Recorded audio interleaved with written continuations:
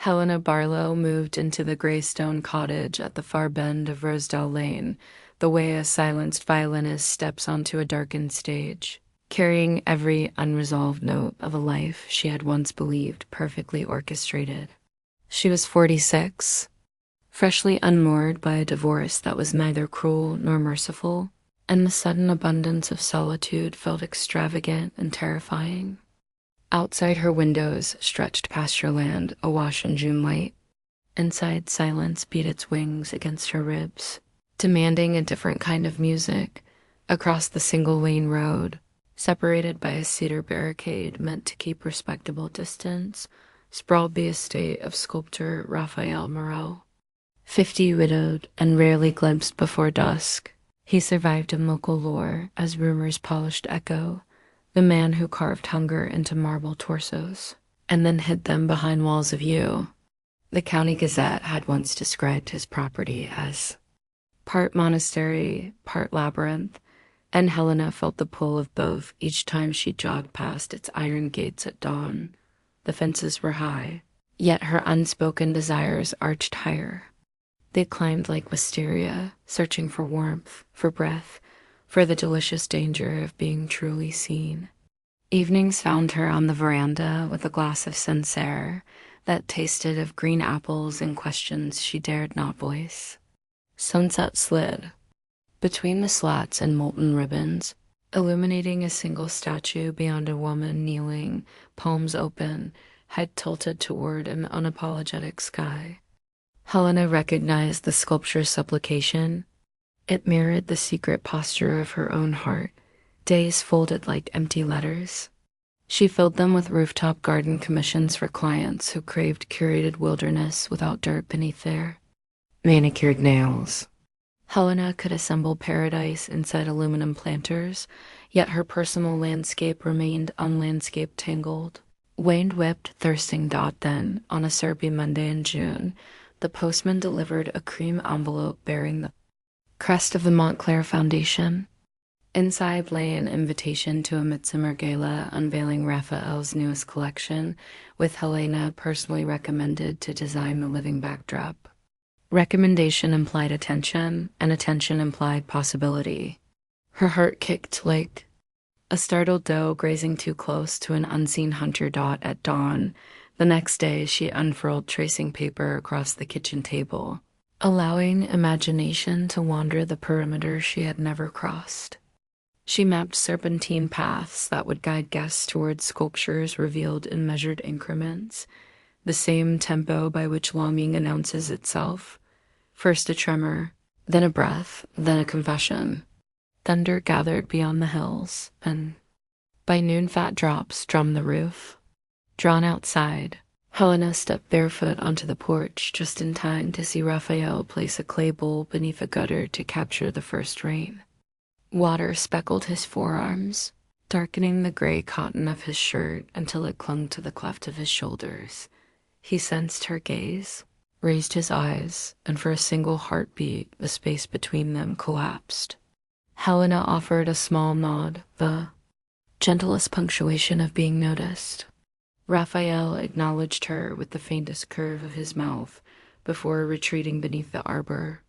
Nothing more passed, yet her wrists hummed with electricity long after she returned indoors. Sleep that night, narrowed to a tunnel.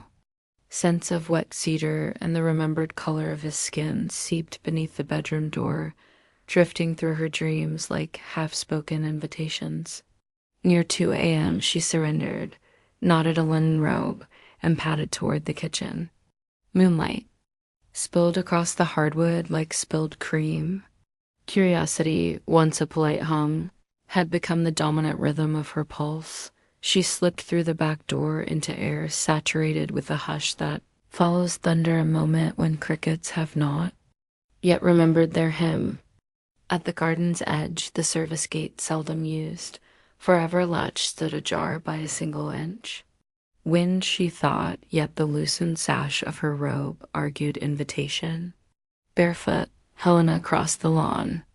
Lavender brushed her ankles with bruised perfume. Each step sounded louder than reason, that desire pushed her forward. She eased through the opening and entered darkness alive with suggestion, clay still warm, citrus oil, and the hush of water slipping over stone. Ahead, a low greenhouse pulse with amber light, its glass panes fobbed by interior heat. Shapes drifted inside like gentle machinery. She approached until her breath haloed the glass. Through the blur, she saw Raphael beneath swaying Edison bulbs, shirt abandoned, torso luminous with exertion as he peeled a damp shroud from a newborn. Sculpture. The figure's contours accepted the light with devotional precision, abdomen softly convex, collarbones delicate, lips parted in withheld confession, Helena's throat constricted. The statue bore her silhouette, yet rendered more honestly than any mirror. It was as though he had reached into her solitude and returned with its marble twin. Without thinking, she pressed her fingertips to the pane. Tears slipped, hot and uninvited. Raphael turned. He did not flinch. His gaze traced the geometry of her hand, climbed the trembling line of her arm, and settled on her eyes, confirming she existed outside his imagination. A slow exhale left his lips, visible in the greenhouse steam. Delivering neither welcome nor refusal, only charge, she stepped backward. The robe slid from one shoulder. Night air grazed skin, unused to lunar attention. She imagined retreating to her curated life, relatching every door made of wood or fear. Instead, she remained. Raphael reached for a switch. Light surrendered. Darkness folded over the greenhouse like velvet drawn across a secret. Hinges sighed. Footsteps pressed into the damp earth. At the doorway, his voice floated not spoken, more vibration than sound stay. Her palms opened, echoing the sculpture's eternal plea. Raindrops imprisoned in maple leaves finally loosed, tapping a nervous metronome. Between them, possibility stretched fragile, incandescent, forbiddens. Beneath the trembling sky of almost summer, Helena recognized her appetite, not simply for touch, but for permission to feel unraveled, alive, unfinished. She whispered his name, a syllable too soft to ride the breeze, yet the night carried it. Across 2 properties the storm had passed, but something far more volatile had quietly begun. Dawn arrived disheveled, like a dancer returning from an endless rehearsal, and Helena found herself still standing in Raphael's orchard, robe damp, breath visible in the pearl light. She and Raphael had spoken only with their eyes, yet silence had poured more meaning into her than any conversation in years. Stepping back through the service gate just as the first gold of sunrise licked the hedges, she relatched the bolt and told herself it had been a dream, except her solace were striped with greenhouse clay dot by mid-morning. The Montclair Foundation's director, Celeste Vaughn, appeared at Helena's door with a folio of contracts and the smile of someone already measuring donor applause. The word handpicked made Helena's pulse stutter. She signed where instructed, trying not to imagine his hands. For the next week, she drifted between her cottage and the walled estate under the guise of site inspections. Every entrance required a keypad code, yet the staff few and discreet seemed coached to wave her through. Raphael was never quite reachable, sometimes a distant silhouette on scaffolding, sometimes only a baritone, humming along a corridor. She studied the blank lawn reserved for the gala and envisioned white foxglove catching moonlight like silent chandeliers. The design became a map of tension and release, mirroring the currents inside her. On Thursday, noon heat pressed the air flat. Helena knelt beside a palette of river stones, arranging test mosaics. She sensed him before she heard him. Granite would fight the sculptures, Raphael said behind her, voice low, almost apologetic. Riverstone listens. She rose slowly, brushing grit from her knees. I chose them for their silence, she replied. Their gazes cupped the space like 2 hands holding water. Neither mentioned the night in the greenhouse. Secrecy, apparently, was part of the medium. He asked if she would walk with him. She followed through shaded colonnades where vines scribbled lace on stucco. In a cool studio open to the orchard, half-finished figures waited beneath damp cloths. Raphael stopped before an unfinished piece of woman seated sideways, torso twisted as though startled by an unseen call. "I began this 2 years ago," he said, "after my wife, Elise, passed. But she refuses to arrive. The stone keeps inviting someone else." Helena touched the plinth, marble cool under her finger. Vertigo tilted her heart between grief and desire. "Perhaps she isn't meant to be Elise," she whispered. His hand hovered near her back but did not land. "Help me finish it," he said. "Not with tools, with presence." The request frightened her and thrilled her in equal measure. She met his gaze. "Presence can be expensive." "I am nearly bankrupt in money," he murmured, "but rich in need." She flushed. The studio air thickened. They agreed to meet at dawn the next day for first light studies so he could watch the sun discover her face, and she could learn how his sculptures borrowed radiance. The arrangement felt half professional, half confession. That night, Helena reread the contract under a single lamp. One clause forbade personal relationships with the artist during the commission. Breach meant termination and forfeiture of payment. Celeste Vaughn's signature curled above the warning like a hook already baited. At 4:17 a.m., she pulled on jeans and a cotton tee, braided her hair, and crossed to Raphael's estate. Mist wrapped the orchard, soft as gathered breath. In the studio, candles flickered on a side table. He greeted her with a thermos of coffee and motioned toward a stool. "Sit as you are," he said. "No performance, just breathing." She obeyed. Morning, newborn and fragile, settled around them. He circled slowly, observing, sketching, sometimes closing his eyes as though sculpting from memory. She watched him move, deliberate, reverent, translating a language only stone could speak. Minutes bled into an hour. Silence became intimate, two strangers sharing the same inhale, the same exhale. At length he set his charcoal aside and approached, knuckles dusted gray. He tucked a stray wisp of hair behind her ear. His touch sent a current along her spine. "I need to know how you carry sorrow," he murmured. "It's lighter than fear," she answered, surprised by her own honesty. "And desire?" "Desire," she said, "is the weight that keeps me anchored." His pupils widened, galaxies tugged by gravity. He lifted her palm to his chest, pressing it against the steady drum of his heart. The tenderness was so raw it bordered on pain. His pulse accelerated under her touch, an echo of her own. Through the doorway flashed scarlet, Celeste's silk scarf, bright against pale gravel. The director advanced with 2 donors in linen. Panic bolted through Helena. She dropped Raphael's hand and busied herself with chisels. Celeste's heel clicks reverberated. "Raphael, I trust progress is monumental." She offered a practiced laugh, then her gaze slid to Helena, curious, sharp. Raphael praised Helena's visionary landscaping, yet suspicion lingered like perfume in stagnant air. After they left, Helena whispered, "We're being watched." "We create," he replied, voice fervent. "Let them watch the art, not the artist." "There are rules," she said, pointing to the claws burning in her memory. He stepped closer.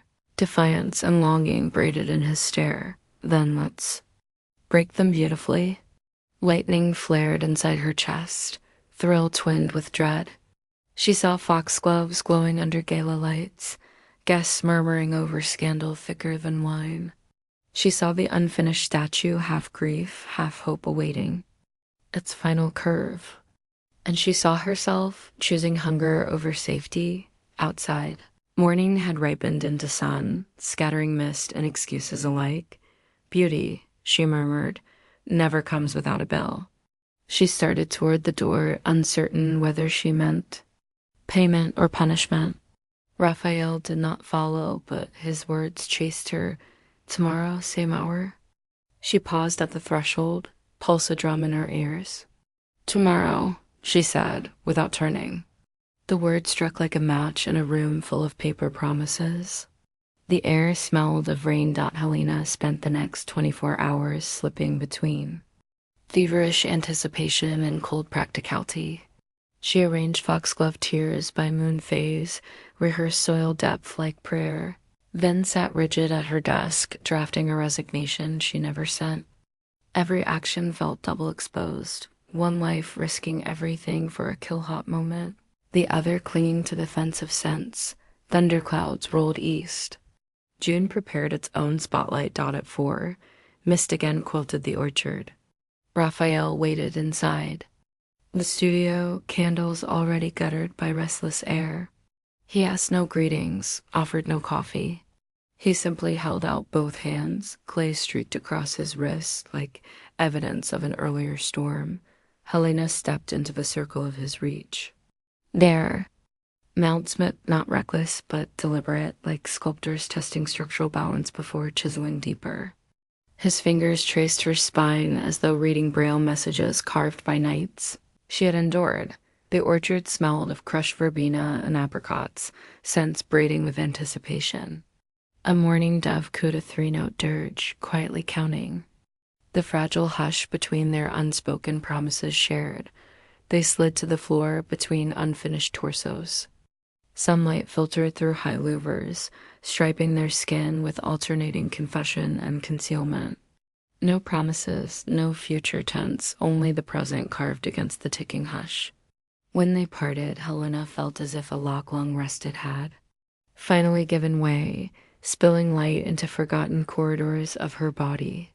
Yet an echo followed, the clause, the breach, the inevitable invoice. Afternoon brought final rehearsals for the gala. Caterers suspended crystal lanterns above Helena's serpentine paths, each globe catching the wind like captured moons. She supervised in silence, mind replaying Raphael's poem pressed over her. Heart, Celeste hovered, calculating. "Remember, Miss Barlow," the director said, voice sugared with threat. "Patrons adore tidy narratives. Distractions diminish impact." Helena nodded, hearing the subtext ring louder than the chimes swaying overhead. Night descended velvet black, strewn with summer stars. Cars funneled up the gravel drive, headlights slicing hedges. Helena retreated behind a drape of climbing. Jasmine mirrored the entrance arch, watching donors in black silk follow the luminous trail she had coaxed from soil. When Raphael emerged, clad in obsidian tailoring, she exhaled a prayer she did not realize she'd been holding. He paused beneath, a lantern, eyes sweeping the garden until they collided with hers. A silent pulse traveled the distance, a private code of complicity, of unstoppable acceleration, of a night about to tip from silence into storm. The unveiling began. Guests drifted from one marble epiphany to the next, murmuring superlatives. Celeste ascended a small dais, microphone glinting like a weapon. "Before our final reveal," she announced, "a note on integrity. Art, after all, is stewardship." 2 security staff stepped forward, holding a thick envelope. Celeste's smile was delicate carnage. "Certain contractual expectations," she continued, "have been reconsidered in light of evidence." She withdrew photographs. Helena and Raphael in the studio at dawn, his thumb brushing her cheek, her expression tender, time-stamped with the date printed on every program tonight.